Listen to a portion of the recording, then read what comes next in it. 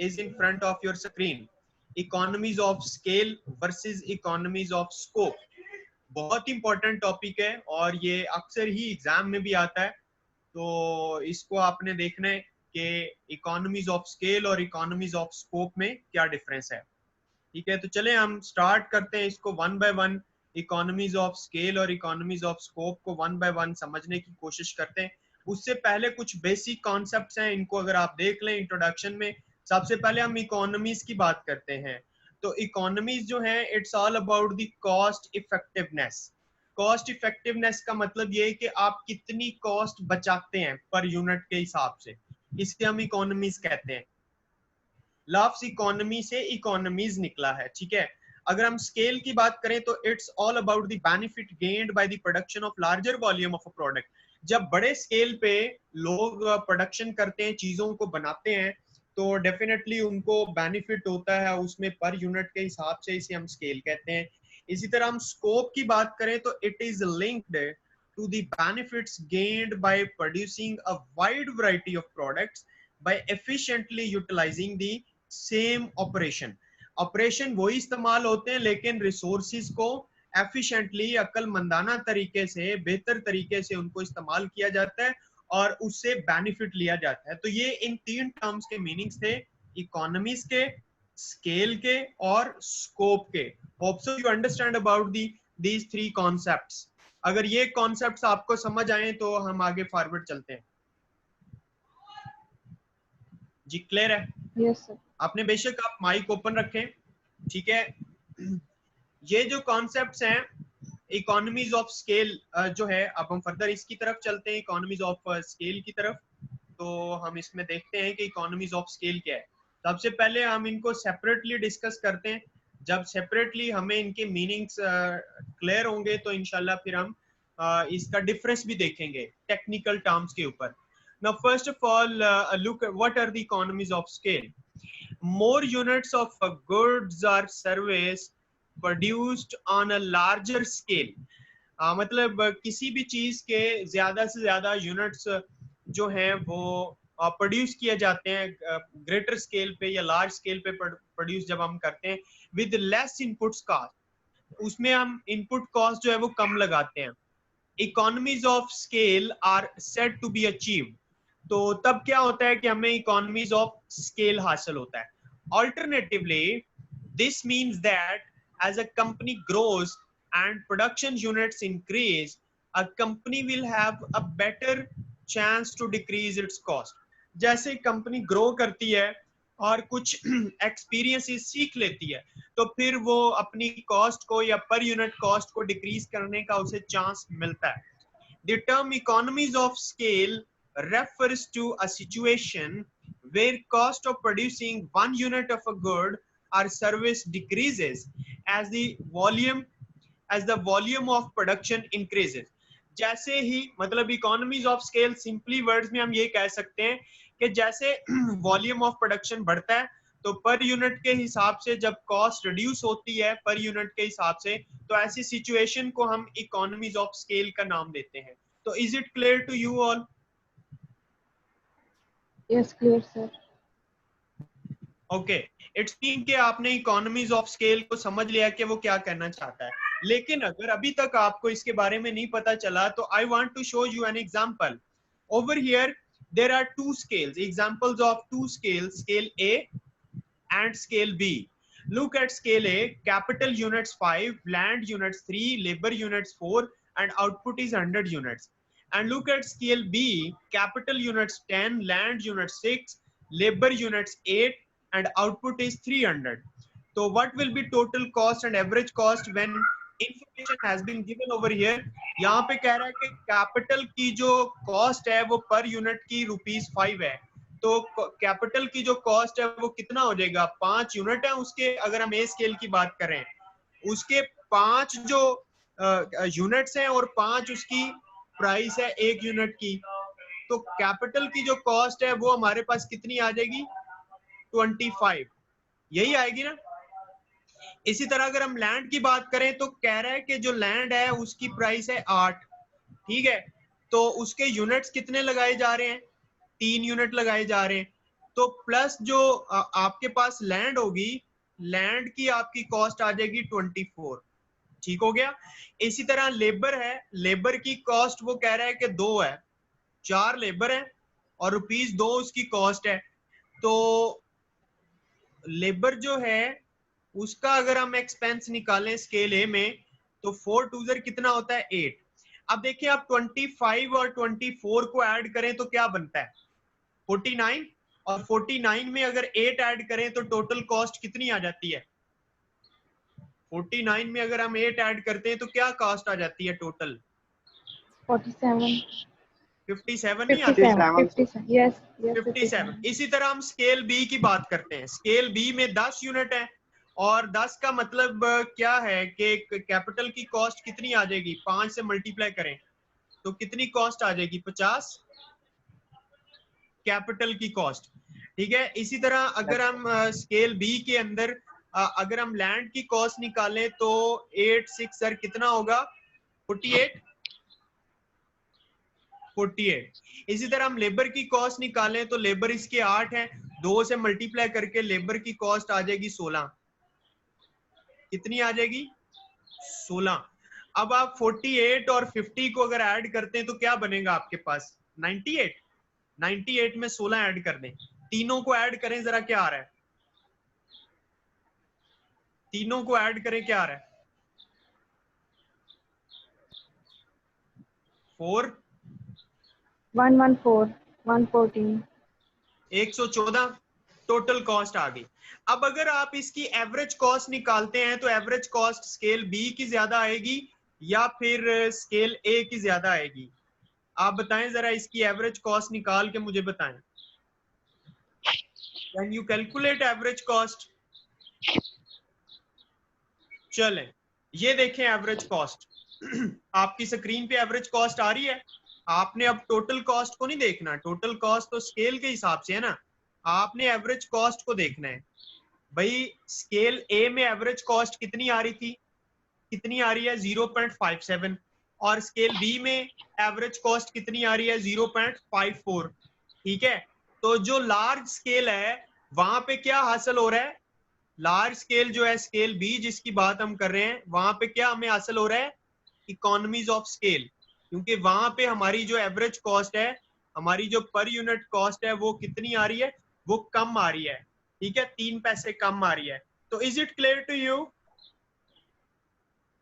Ji. Economies of scale को समझा आप लोगों ने। Yes sir Doubling the scale of production, a rise of 100% has led to an increase in output of 200%. Therefore, cost of production per unit has fallen. Don't get confused with total cost here. आपने ये इसको नहीं देखना, आपने total cost को नहीं देखना, आपने इसको देखना है, per unit cost को देखना है। तो वो हमें satisfy कर रही है, वहां पे हमें economies of scale हासिल हो रहा है। तो होप्स हो कि आपने economies of scale को बहुत अच्छी तरह समझ लिया है कि इकोनॉमीज ऑफ स्केल कैसे हासिल होता है जी। अंडरस्टैंड। Yes sir okay. अब देखो अगर हम इस क्लासिफिकेशन करें इकोनॉमीज ऑफ स्केल की, तो इकोनॉमीज ऑफ स्केल बेटा 2 किस्म के होते हैं बेसिकली। वो एक्सटर्नल भी होते हैं और इंटरनल भी इकोनॉमीज ऑफ स्केल होते हैं।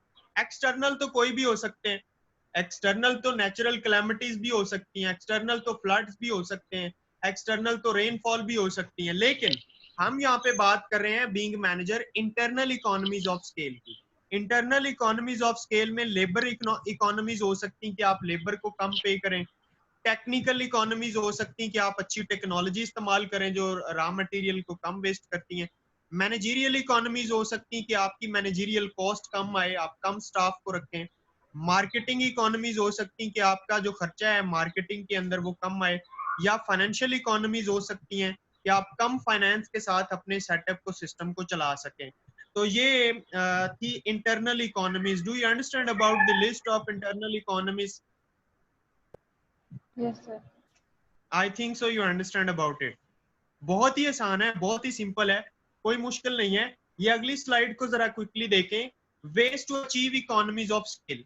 देखो 2 तरीके हैं, एक तरीका ये है कि हाई फिक्स कॉस्ट हो एंड कांस्टेंट मार्जिनल कॉस्ट, लेकिन आपकी मार्जिनल कॉस्ट जो है वो कांस्टेंट रहे, या फिर ये तरीका है कि लो और नो फिक्स कॉस्ट आपकी फिक्स कॉस्ट या तो लो हो, उसके साथ आपकी जो मार्जिनल कॉस्ट है वो डिक्लाइन करती जाए। तो ये दो तरीके हैं जिनके जरिए आप इकोनॉमीज ऑफ स्केल हासिल कर सकते हैं। अगर आपको कल को आप किसी कंपनी के मैनेजर बनते हैं तो जारी बात है आपको ये चीजें फेस करना पड़ सकती हैं और ये डिसीजंस करने पड़ सकते हैं। चले मैं आपको एक और मिसाल देता हूँ। यहाँ पे हम दो कंटेनर्स की बात कर रहे हैं, प्रिंसिपल ऑफ बल्क ट्रांसैक्शन। ठीक है, यहाँ पे एक ये कंटेनर है और एक ये कंटेनर है। अब हम ट्रांसपोर्ट कर रहे हैं कंटेनर को। इस पहला जो कंटेनर है उसका वॉल्यूम है 20 क्यूबिक मीटर। ठीक है, उसकी जो टोटल कॉस्ट आ रही है कंस्ट्रक्शन की, ड्राइवर की, फ्यूल की, मेंटेनेंस की, इंश्योरेंस की और रोड टैक्स की, वो ₹600 पर जर्नी आ रही है। ठीक है, और अगर आप उसकी टोटल कॉस्ट की एवरेज कॉस्ट निकालें तो वो एवरेज कॉस्ट आ रही है ₹30 पर क्यूबिक मीटर। ठीक है, अब इसके कंपैरेटिवली आप जरा बड़े पैमाने पे आ जाएं, बड़े कंटेनर की तरफ आ जाएं, इसकी जो टोटल कॉस्ट है वो आती है ₹1800 पर जर्नी। लेकिन अगर आप इसका जो वॉल्यूम है ये 160 क्यूबिक मीटर है। ठीक है ना, अगर आप इसके वॉल्यूम से इसको डिवाइड करें, इसकी टोटल कॉस्ट को 1800 को 160 से डिवाइड करें तो एवरेज कॉस्ट ये आ रही है। तो अब आप मुझे बताएं कि एवरेज कॉस्ट जो है कौन सी कम है? ये वाली कम है ना, ये वाली एवरेज कॉस्ट जो ये जो बड़ा कंटेनर है इसकी एवरेज कॉस्ट कम आ रही है ना 11.25 पर क्यूबिक मीटर। वहां पे एवरेज Yes, sir. कॉस्ट ₹30 पर क्यूबिक मीटर आ रही थी। ठीक है, तो ये दूसरी एग्जांपल है इकोनॉमीज ऑफ स्केल की। Is it clear to you? Excuse me, Yes. आपको ये एग्जांपल समझ आई है? Yes, Yes, sir. sir. आ गई। बड़े पैमाने पे इकोनॉमीज ऑफ, बड़े पैमाने पे बड़े स्केल के ऊपर उसको इकोनॉमीज ऑफ स्केल हासिल हुआ है। ये बड़ी सिंपल सी एग्जांपल्स हैं। अगर आप ग्राफिकली इकोनॉमीज ऑफ स्केल की शक्ल देखना चाहें तो ये यहाँ से यहाँ तक इकोनॉमीज ऑफ स्केल है। ठीक है, जहां पे आपका एक फैक्टर जो है वो वेरिएबल है, एक फिक्स है, और जैसे जैसे आप आउटपुट बढ़ाते जा रहे हैं, तो आपकी पर यूनिट जो कॉस्ट है वो कम होती जा रही है। ये इकोनॉमीज ऑफ स्केल का एरिया है ये वाला। ठीक है ना, और इसी तरह जब आपके प्लांट की या आपकी फैक्ट्री की मतलब कैपेसिटी एग्जॉस्ट हो जाती तो डेफिनेटली फिर और प्रोडक्शन करने के लिए आपको क्या करना पड़ता है, आपको नए प्लांट्स लगाने पड़ते हैं। फिर आपकी जो एवरेज कॉस्ट है वो बढ़ना शुरू हो जाती है।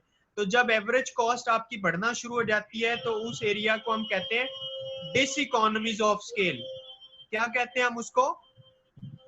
इस एरिया को हम क्या कहते हैं? डिस इकोनॉमीज ऑफ स्केल, जब एवरेज कॉस्ट बढ़ रही है। लेकिन इस एरिया को हम क्या कहते हैं? इकोनॉमीज ऑफ स्केल कहते हैं, जब हमारी एवरेज कॉस्ट जो है वो डिक्लाइन कर रही थी। तो आपने इसको ग्राफिकली भी देख लिया। Is it clear? Yes, sir. Yes. जी, ये थोड़ा देखो, ये लेक्चर लेंथी तो हो रहा है लेकिन ईच एंड एवरीथिंग जो है ना वो आपके टिप्स पे होती जा रही है। अब मैं आपको थोड़ी सी प्रैक्टिकल एप्लीकेशन बताता जाऊं, क्योंकि प्रैक्टिकल एप्लीकेशन के बगैर you cannot be successful manager and even you cannot apply this knowledge. For the practical application of this knowledge, economies of scale and globalization की अगर हम बात करें कि पूरी दुनिया के अंदर ये कैसे अप्लाई होती है, तो these are some points which I am reading in front of you. Economies of scale, economies of scale is a practical concept that is important for explaining real world phenomena such as patterns of international trade. देखो, हम इसे मालूम करते हैं कि international trade का क्या तरीका कार है। The number of firms in a market, हमें ये पता चलता है कि मार्केट के अंदर कितनी नंबर ऑफ फर्म्स हैं। और इसके अलावा ट्रेडिंग पैटर्न्स का हमें पता चलता है। Economies of scale refers to a firm's cost returns to scale describe the relationship between inputs and outputs in a long run production function. ठीक है ना, तो ये इकोनॉमीज ऑफ स्केल का ग्लोबलाइजेशन के अंदर एक फिनोमिना है जिसको होप्सो, जिसकी एप्लीकेशंस को आपने देखा होगा, अपने ज़हन में रखिएगा। ठीक है, और इसके अलावा फर्दर अगर हम आगे चलें, बिकॉज हमारे पास थोड़ा टाइम जो है वो शॉर्ट है, तो हमने क्विकली इसको फिनिश करना है। पोटेंशियल लिमिट्स की अगर बात करें इकोनॉमीज ऑफ स्केल, तो ये कुछ पॉइंट्स हैं। अगर आप देखें तो मार्केट डिमांड में be insufficient, market demand insufficient होती तो वहां पे हमें इकोनॉमीज ऑफ स्केल को अप्लाई करना होता है। उसके अलावा falling demand in recession, recession के अंदर जब डिमांड डिक्रीज करती है तो capital will be under utilized, वहां पे कैपिटल अंडर यूटिलाइज हो रहा होता है to excess capacity and rising average total cost, और आपकी एवरेज कॉस्ट बढ़ रही होती है। वहां पे आपने क्या करना होता है, इकोनॉमीज ऑफ स्केल को अप्लाई करना होता है। इसके अलावा ये जो निची मार्केट्स होती हैं allow smaller scale producers to supply at higher cost because consumers are willing to pay a higher price. ठीक है, जहां पे मतलब जो डिमांड होती है वो लेस इलास्टिक होती है, इस तरह की निची मार्केट्स कहलाती हैं, और वो कस्टमर को कम फायदा देती हैं और उनसे ज्यादा प्राइस लेती हैं। Some large units of fixed capital may not be transferable, ठीक है, कुछ बड़े कैपिटल ट्रांसफरेबल नहीं होते other uses to other users if there is a sudden switch in the consumers demand, तो वहां पे economies of scale को स्टडी करके आपने चलना होता है। अब बिजनेस में expand beyond the optimal size, एक बिजनेस जो है वो ऑप्टिमल साइज से भी आगे एक्सपैंड कर जाता है in the long run and experience diseconomies of scale, तो वहां पे अगर वो बियॉन्ड चला जाता है अपने ऑप्टिमल साइज से तो फिर वो डिस इकोनॉमीज ऑफ स्केल को जो है ना फेस करता है। तो ऐसी सिचुएशन कभी भी बिजनेस में नहीं आनी चाहिए। अगर आप किसी भी बिजनेस फर्म का हिस्सा बनते हैं और वहां पे आप मैनेजरियल ड्यूटीज को परफॉर्म करते हैं तो ऐसा आपने कभी भी नहीं करना। ठीक है, अब ये इकोनॉमीज ऑफ स्केल तो आपने पढ़ लिया, अब एक छोटा सा कॉन्सेप्ट आगे कंपैरिजन से पहले इकोनॉमीज ऑफ स्कोप भी है। तो इसमें क्या फर्क है, पहले हम इकोनॉमीज ऑफ स्कोप को देखते हैं कि ये है क्या, और उसके बाद हम डिफरेंस की तरफ जाएंगे। Economies of scope is term that refers to the reduction of per unit cost through the production of a wider variety of goods and services. इसमें तरीकाकार ये है कि आप variety of goods and services को वाइड कर देते हैं, बढ़ा देते हैं, ज्यादा वैरायटीज आप पेश करते हैं। In economies of scope firms try to take cost advantage by providing a variety of related products to make full use of inputs rather than specializing, ठीक है, in the delivery of a single product। एक single product में specialisation करने की बजाय firm क्या करती है कि वो मुख्तलिफ वैरायटीज दे देती है एक ही चीज की, 10,000 की भी चीज दे देती है, 20 की भी दे देती है, 30 की भी, 1 लाख की भी, 1.5 लाख की भी। जैसे चाइना मोबाइल आप देखें 3,000 से 4,000 से लेकर 1.5 2 लाख तक होते हैं, तो जो कस्टमर की रेंज होती है उसमें वो चीज लेकर चला जाता है। ये एक एग्जांपल है इकोनॉमीज ऑफ स्कोप की। शेयरिंग और joint utilization of inputs among similar products are the main reason for economies of scale. ठीक है, तो होप सो कि आपको इकोनॉमीज ऑफ स्कोप के बारे में भी पता चला होगा। तो अगर आपको ये क्लियर है तो इसका मतलब है कि हम इन दोनों चीजों के डिफरेंस की तरफ बढ़ सकते हैं। चलिए मैं आपको इसकी एग्जांपल थोड़ी सी शेयर कर देता हूं।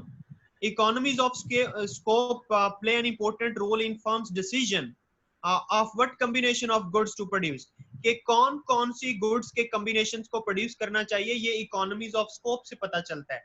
Globalisation has made economies of scope even more important to firms in their production decisions. ठीक है, उसके अलावा अगर जब ग्लोबलाइजेशन होती है, इंटरनेशनली अगर कोई फर्म काम करती है तो इकोनॉमीज ऑफ स्कोप जो है वो ज्यादा इंपॉर्टेंट होता है फर्म्स के लिए, ताकि वो अपने प्रोडक्शन डिसीजंस कर सकें। ठीक है ना, तो ये आपको मैंने 2 एप्लीकेशन बताई हैं, तीसरी एप्लीकेशन आप इसी स्लाइड से देख लीजिएगा। हमारे पास शॉर्ट ऑफ टाइम है तो उसकी वजह से हमें क्विकली आगे बढ़ना होगा। ठीक है, इसकी भी पोटेंशियल लिमिट्स होती हैं, इसको आप जल्दी से देख लें। ठीक है, ये पोटेंशियल जो लिमिट्स हैं इसका स्क्रीनशॉट ले लें, और अगर आपको इसमें कोई प्रॉब्लम आए तो आफ्टरवर्ड्स आप मुझसे पूछ सकते हैं या इस वीडियो के कमेंट सेक्शन में क्वेश्चन लिख सकते हैं, तो इंशाल्लाह मैं आपको क्लियर कर दूंगा। ठीक है, अब हमने इनके डिफरेंस की तरफ बढ़ना है। ठीक है, अगर हम इनको थोड़ा कंपैरिजन की तरफ जाएं तो इसमें इकोनॉमिस्ट और एंटरप्रेन्योर की थोड़ी परसेप्शन इसके मुतालिक डिफरेंट है। वो कैसी परसेप्शन डिफरेंट है, बहुत ही इंटरेस्टिंग चीज है। ये जो स्लाइड मैं आपको शेयर कर रहा हूं जो आपकी स्क्रीन पे आ रही है इज वेरी इंटरेस्टिंग। एक इकोनॉमिस्ट क्या कह रहा है रिगार्डिंग इकोनॉमीज ऑफ स्कोप। कहता है economies of scope only applies to certain industries, it can not be applied to all the sectors. ये तमाम सेक्टर्स पे अप्लाई नहीं होता इकोनॉमीज ऑफ स्कोप, ठीक है। Economist also says that economies of scope is exploitation of resources. Economies of scale के अंदर resources की एक्सप्लोटेशन होती है, ठीक है। अब अगर हम किसी एंटरप्रेन्योर यानी बिजनेस के मालिक की बात करें तो वो क्या कहता है, आप इसके वर्ड्स भी देख लें, आपकी स्क्रीन पे आ रहे हैं। Entrepreneur says the economies of scope helps in maximum utilization of resources, economies of scope helps in profit maximization, ठीक है। कहता है कि इकोनॉमीज ऑफ स्कोप जो है ये प्रॉफिट मैक्सिमाइजेशन के लिए हेल्प करता है, जबकि इकोनॉमिस्ट ये कह रहा था कि इसमें रिसोर्सेज का एक्सप्लोटेशन होता है, ठीक है। लेकिन ये एक इनके पूरे तजर्बाती तौर पे इनकी जो पूरी स्टडी थी ये इन्होंने बताई, ठीक है। अगर एक लेमैन जो है, एक आम आदमी जो है, अगर वो डेफिनेशन करे इकोनॉमीज ऑफ स्कोप की तो वो इस तरह करता है कि economies of scope means diversifying or expanding the product line which will result in more unit of output and profit with use of certain amount of fixed cost and resources. When done correctly, economies of scope can help companies gain a significant competitive advantage. इसमें economies of scope को अगर apply किया जाए तो जो companies हैं वो competitive advantage ले सकती हैं as compared to their rival firms or competitive firms, ठीक है। तो होप्सो के आपको इसकी जो इकोनॉमीज ऑफ स्कोप है उसके मुतालिक आपको कंप्लीट इंफॉर्मेशन आपने गेन की होगी। अब आप देखें, अगर हम बिजनेस को एक्सपैंड करते हैं तो बिजनेस को एक्सपैंड करने के लिए long run future of business आपको सामने नजर आता है। तो लॉन्ग रन बिजनेस फ्यूचर के अंदर जो है ना दो चीजें हो सकती हैं, या तो ये है कि आप मॉडर्नाइजेशन करें, नई से नई प्रोडक्ट बनाएं, या फिर आप क्या करें, डाइवर्सिफिकेशन करें। डाइवर्सिफिकेशन का मतलब है कि नई से नई प्रोडक्ट लॉन्च करें, और वो जो प्रोडक्ट्स होती हैं वो आपके बिजनेस के रिलेटिव भी हो सकती हैं और इररिलेटिव भी हो सकती हैं। ये प्लान होता है किसी भी बिजनेस की एक्सपेंशन का। अगर कल को आप अपने बिजनेस को एक्सपैंड करते हैं तो इन्हीं प्रिंसिपल्स के तहत ही आपने अपने बिजनेस को एक्सपैंड करना होगा। नो, अब हम डिफरेंस पे आ चुके हैं, क्विकली आप इसका डिफरेंस देखिएगा इकोनॉमीज ऑफ स्कोप और इकोनॉमीज ऑफ स्केल का। Let we proceed to the first difference. Economies of scope is relatively a new approach to business strategy, ठीक है। बिजनेस स्ट्रेटजी के लिए नई अप्रोच है, and is heavily based on the development of high technology.